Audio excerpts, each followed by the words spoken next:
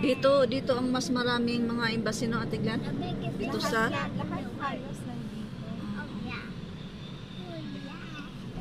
Yung mga parang nag-visit lang yung medyo nandun sa Medyo. Southern Jones. Wow.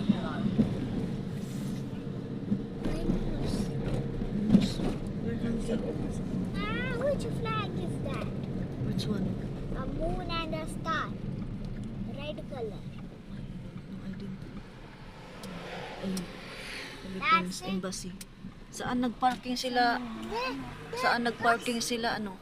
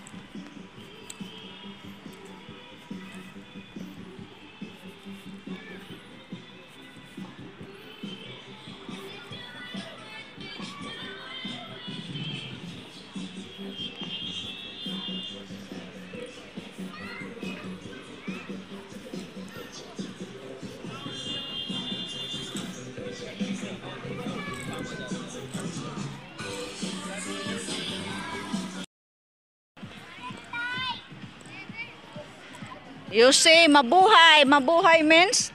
Welcome. Kamusta? Ah, kumusta? Mabuhay!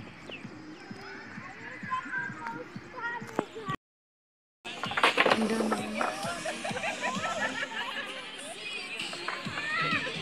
Oh, come. Oh, clap. Please.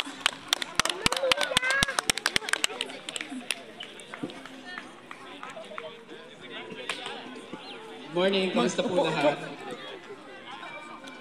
Ano po, no? Sa lahat po ng mga nangyayari ng nakaraang araw, sa lahat po ng nasaktan ko, lalo na po si Maris at saka si... Mali pala yung speech yung... Maling speech pala yung nabigay sa Pakwel. Ano po? Good morning everyone, our dear kababayans and your loved ones, your families.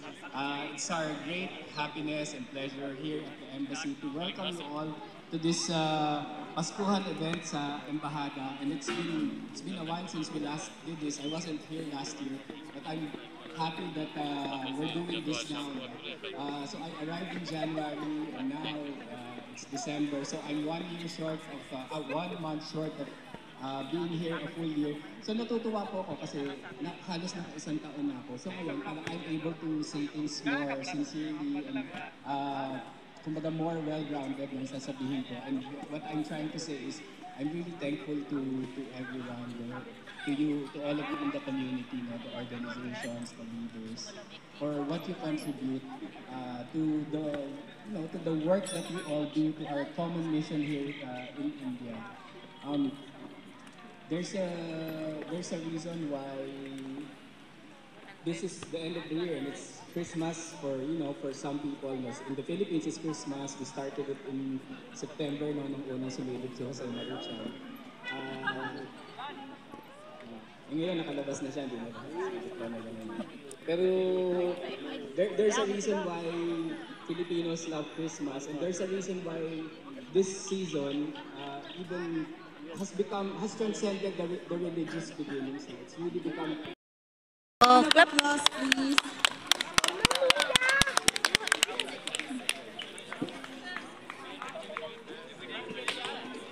Morning, kamusta po lahat? Ano po, no? Sa lahat po ng mga nangyayari ng nakaraang araw, sa lahat po ng nasaktan ko, lalo na po si Maris at saka si... Mali pala yung speech yung... Maling speech pala yung nabigay sa Pakwel. Ano po? Good morning everyone, our dear kababayans and your loved ones, your families.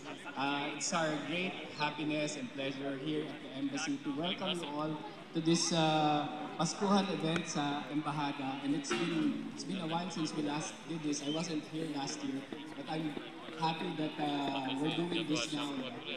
So I arrived in January and now it's December. So I'm 1 year short of, 1 month short of being here a full year. So natutuwa po ako kasi halos naka-isang taon na ako. So ngayon, parang I'm able to say things more sincerely and kumbaga more well-grounded ng sasabihin ko. And what I'm trying to say is, I'm really thankful to everyone, to you, to all of you in the community, the organizations, the leaders, for what you contribute to the work that we all do, to our common mission here in India.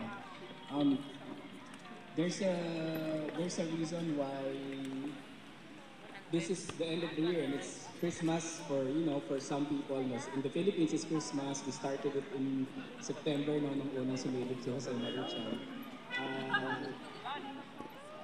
Ngayon nakalabas na siya, hindi na pero there's a reason why Filipinos love Christmas, and there's a reason why this season even has transcended the religious beginnings. It's really become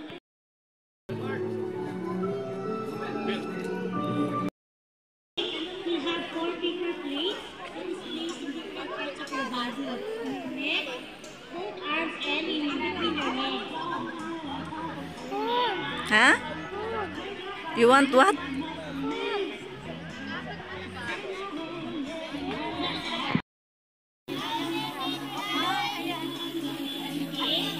Then after you plate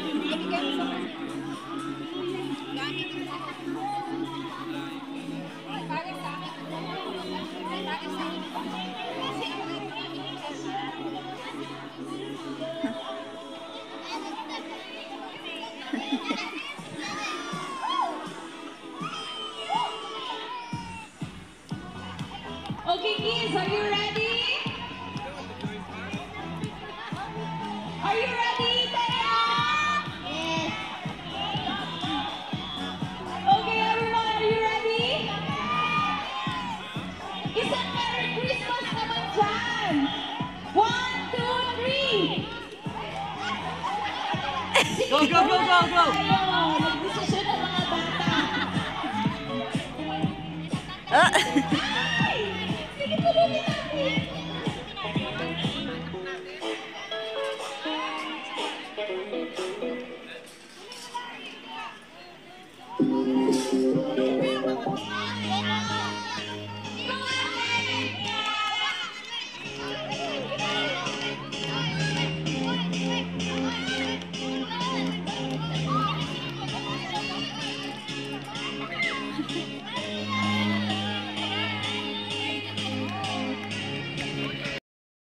Ano lemon.